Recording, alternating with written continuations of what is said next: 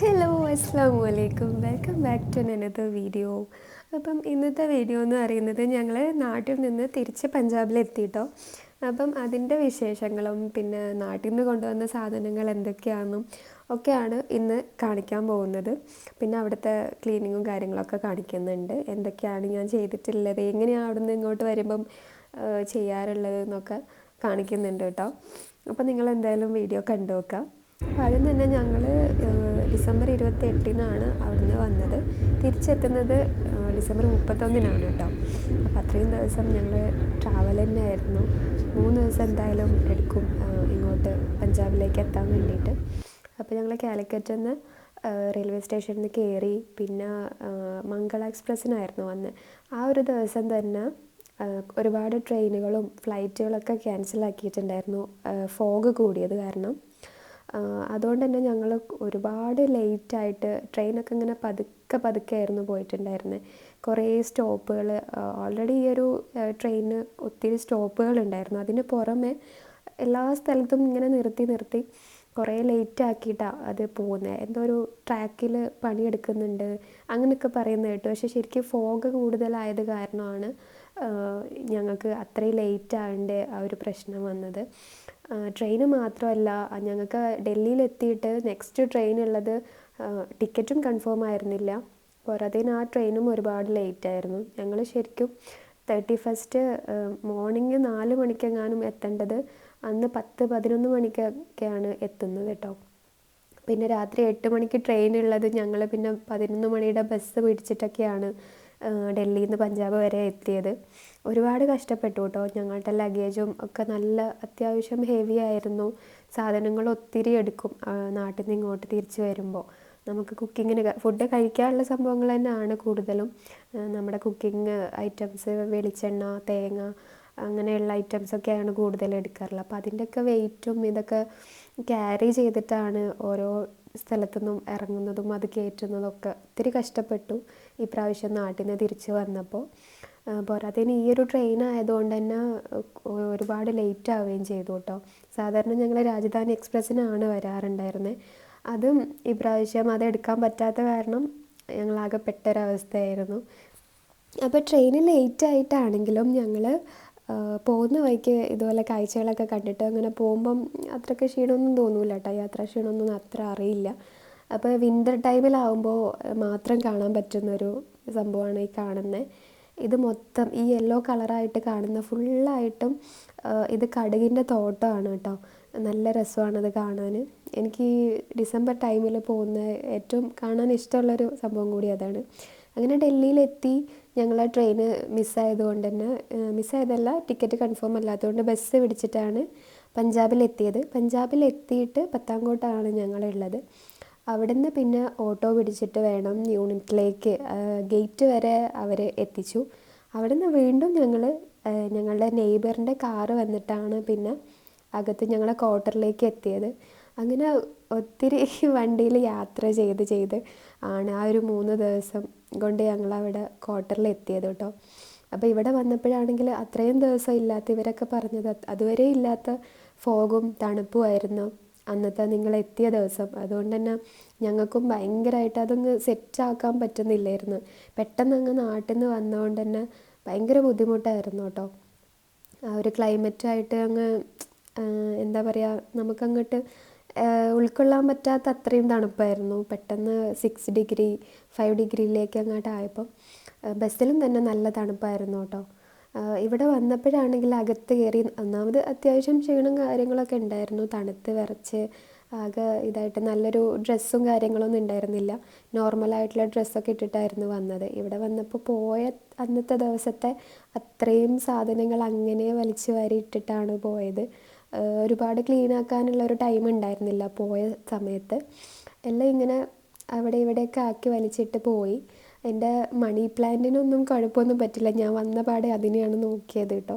കുറച്ച് ചെടികളൊക്കെ മുകളിലത്തെ ക്വാർട്ടറിൽ കൊടുത്തിട്ടാണ് പോയത്. ഇത് പിന്നെ കുറച്ച് വെള്ളത്തിൽ ഇറക്കി വെച്ചിട്ട് പോയി. അതുകൊണ്ട് അതിന് കുഴപ്പമൊന്നും വന്നില്ല. ബാക്കിയുള്ളതൊക്കെ ഇതുപോലെ കുഷ്യനും അതുപോലെ തന്നെ എന്താ പറയുക, കുക്കിംഗ് ഉള്ള പാത്രങ്ങളൊക്കെ അതിൻ്റേതായിട്ടുള്ള ബോക്സിലൊക്കെ വെച്ച്, ബെഡ്ഷീറ്റിലൊക്കെ വേറൊരു പഴയ ബെഡ്ഷീറ്റൊക്കെ വിരിച്ചിട്ട് അങ്ങനെയൊക്കെയാണ് പോയത്. പിന്നെ കുറച്ച് നേരം റെസ്റ്റ് എടുത്തിട്ട് പിന്നെ ഞങ്ങൾ കൊണ്ടുവന്ന സാധനങ്ങളൊക്കെ മാറ്റി വെക്കലായിരുന്നു. തേങ്ങ കൊടുത്താണ് വറുത്തതല്ലേ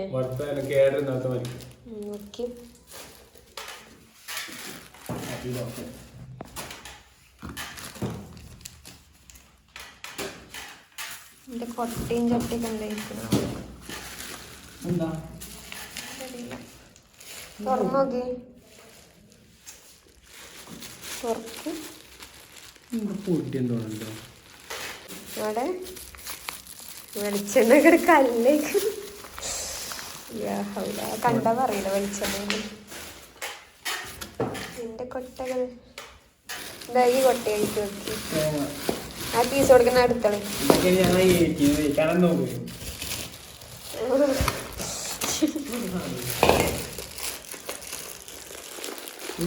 മീനൊക്കെ ഉണ്ടാവും ചിലപ്പോ. വെല്ല വെല്ല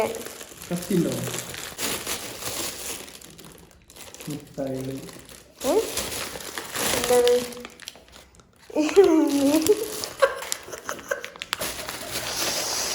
എമ്മച്ച് പറഞ്ഞു ഇങ്ങനെ എന്തൊക്കെ ഉണ്ട്. എന്താ കടിച്ചാ പറിച്ചോ? വെറൈറ്റി ഐറ്റംസ് ഉണ്ടല്ലോ. എള്ളുട്ടായി കൊള്ളാം. സർപ്രൈസിലായല്ലോ. മുട്ടായി കഴിഞ്ഞോ? അതൊക്കെ എന്തിനാ അങ്ങനെ പാക്ക് ചെയ്തില്ലേ?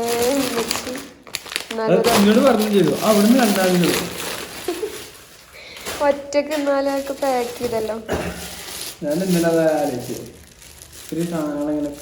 ഇപ്പച്ചി അന്ന് നമ്മള് പോയപ്പോ അത് ഇപ്പച്ചി കൊടുന്ന സാധനം പാൽപ്പൊടി. അത് ഇതാണ് കോഫി മേറ്റിന്റെ എന്തോ ഇപ്പച്ചി കൊടുന്നത്. കോഫി പൗഡറും പൗഡറല്ല അതിങ്ങനെ എന്തോ ഇതായിട്ട് അല്ലേ പൊട്ടണ കുപ്പിയാവല്ലേ? എന്റെ വീട്ടില്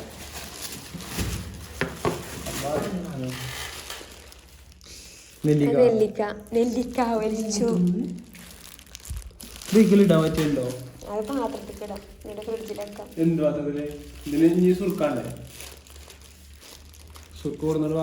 ഒരു കുപ്പി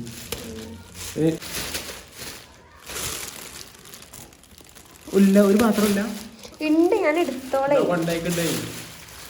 അത് ഞാൻ അലമാരിന്ന് വലിച്ചിടണം. അപ്പൊ നിങ്ങള് ബാക്കി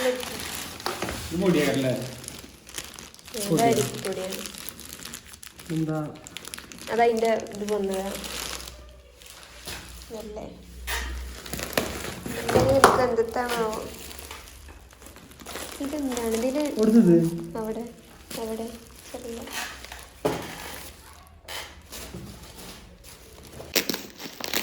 ഇതെന്താണ് അരിയാണെന്ന് തോന്നുന്നുണ്ട്. നെയ്ച്ചോറരി ഉണ്ടാവും.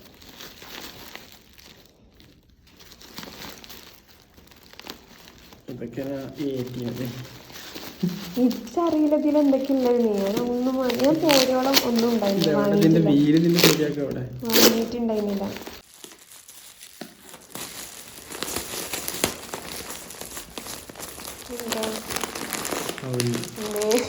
അവന് പിന്നെ ഉമ്മക്ക് കൊടുത്തേച്ചാ ഞാൻ നിങ്ങളെ പേരെന്ന് എടുക്കൂല. എന്താ മീന അതാ മറ്റേ ബിരിയാണി അരി വീട്ടിൽ വാങ്ങിയതല്ലേ? സുൽത്താനി വടക്കോൽ ബിരിയാണി റൈസ് മലയിൽ. അരി ഭയങ്കര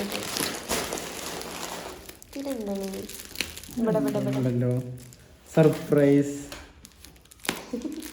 എല്ലാം സർപ്രൈസാണ്. ഇതുവരെ ഒന്നും കാണാത്തോണ്ട് എന്താണെന്ന് അറിയില്ല. കവർ കൊടുക്കനെ വെട്ടിയോ? ഇതെന്താ മീനല്ലേ? എന്താ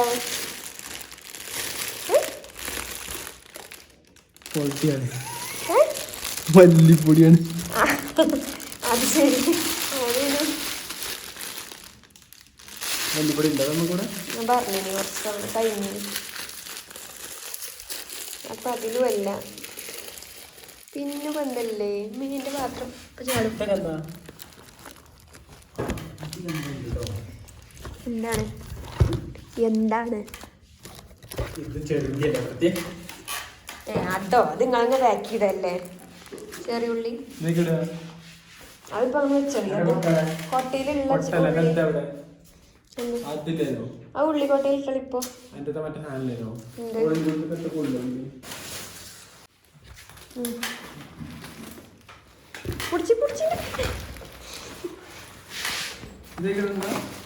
അതാ കീറിയ പേപ്പർ നനഞ്ഞിക്കുന്നല്ലേ എടുത്താണ്.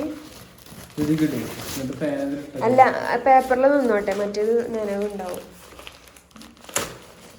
മറ്റേത് കൂടി പൊട്ടിച്ചിട്ട ആ മറ്റേ കൊട്ടിയിലിട്ടണേ ബാക്കി.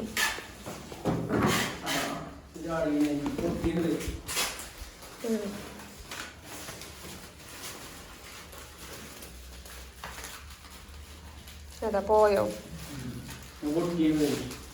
ആ അവിടെ എത്തിയല്ലോ ഉള്ളിയാള്. ആ ഇത് പുറത്തുനിന്ന് എഴുതി ആകെ പോയപ്പോ അതാ സാരല്ല. നിങ്ങൾക്ക് ഇത് കിട്ടിയപ്പോ എന്താ ഇളനീർ കുഴമ്പ് കിട്ടിയോ? അതിലൊട്ടീന് വെളിച്ചെണ്ണൻ്റെ കുപ്പി. ഇത് അച്ചാറാണെന്ന് തോന്നുന്നു. എൻ്റെ ഫ്ലവറൊക്കെ പരന്നു പോയോ?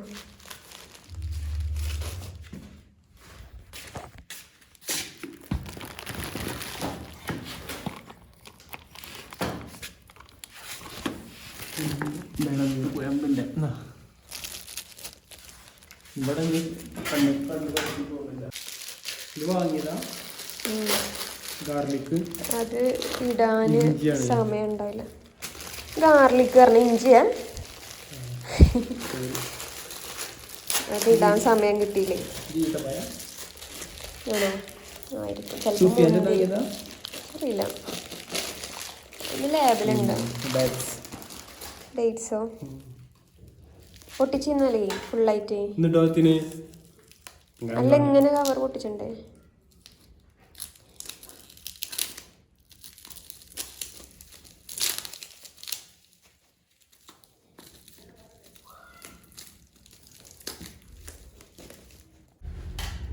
പോയില്ലല്ലോ.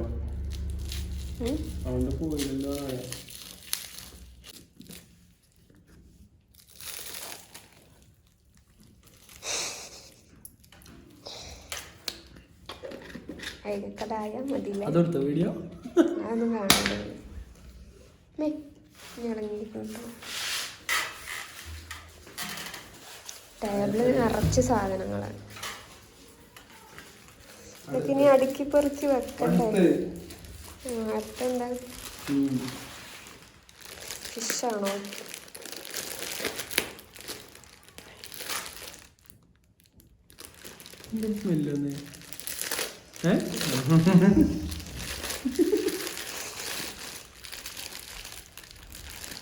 ആ കവർ കൊടുക്കണ വെട്ടണ്ടേ?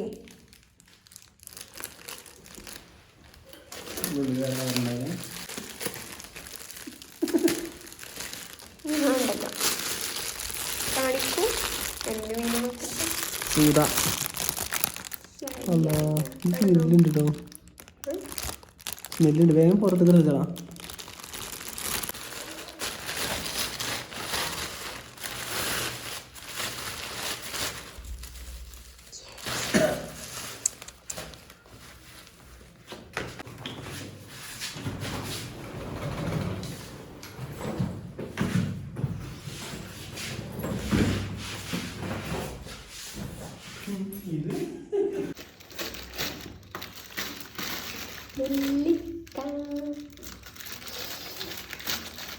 എൻ്റെ മനസ്സിലൂടെ അപ്പോൾ ഇതാണ് ഗൈസ് നമ്മുടെ നെല്ലിക്ക ഇന്ന് നമ്മൾ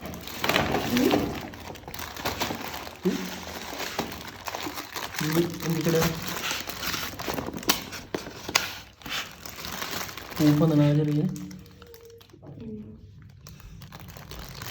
തൽക്കാലം എത്ര മാണ്ടിതിലാരൊക്കെ തിന്നാ അറിയില്ല. കൊടുത്താൽ മതി ആൾക്കാരൊക്കെ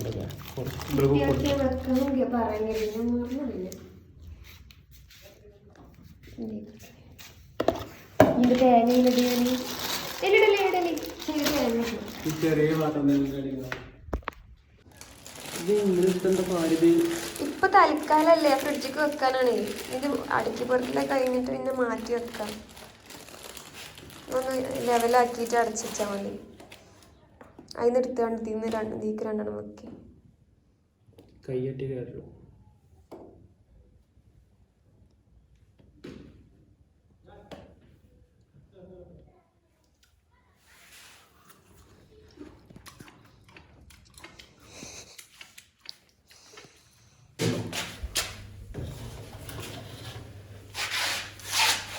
ഇനി അതില് തേങ്ങ വെക്കും. വലുതില്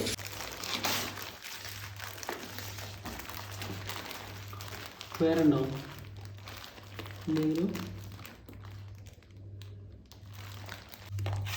നമുക്ക് പാത്രം കൊണ്ടുവരുമോ? ഇതൊന്നും ഓഫർ ഉണ്ടായപ്പോൾ കിട്ടിയതാണ്. 3 99 പക്ഷെ നമുക്കന്ന് ഓഫറിൽ 6 കിട്ടി.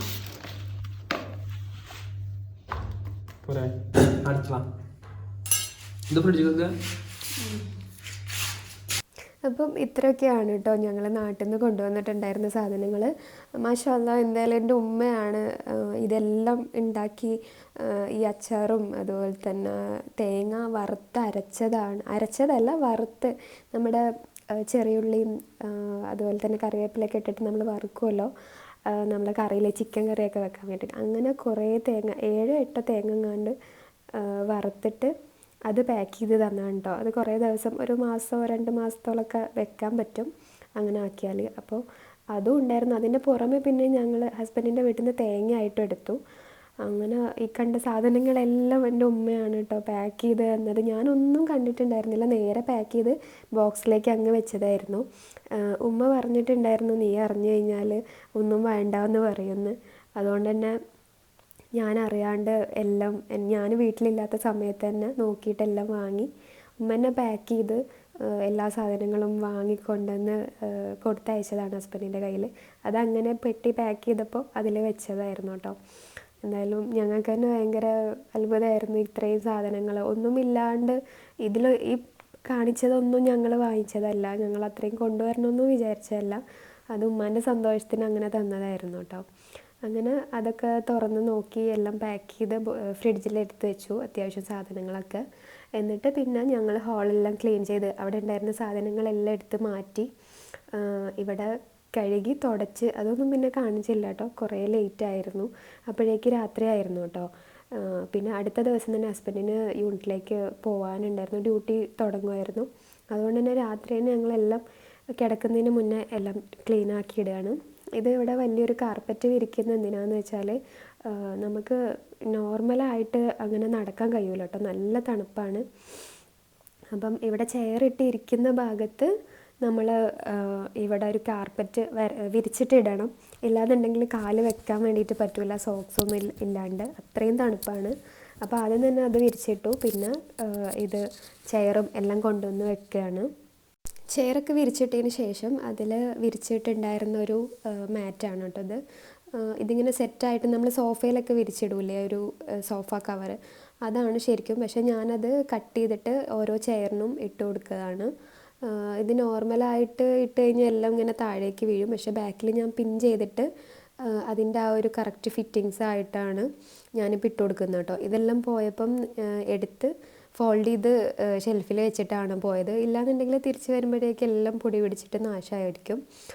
മൊത്തത്തിൽ ഇവിടെ വൈറ്റ് ആയതുകൊണ്ട് തന്നെ മെയിൻറ്റെയിൻ ചെയ്യാനും നല്ല പണിയാണ്. എല്ലാം അങ്ങനെ ഇട്ടിട്ട് പോകാൻ വേണ്ടിയിട്ട് പറ്റില്ല. ഈ കാർപ്പറ്റ് പിന്നെ നമ്മൾ ചിലരൊക്കെ ഇവിടെ വരുമ്പം അങ്ങനെ ഷൂ ഒക്കെ ഇട്ടിട്ടാണ് അകത്തേക്ക് കയറുക.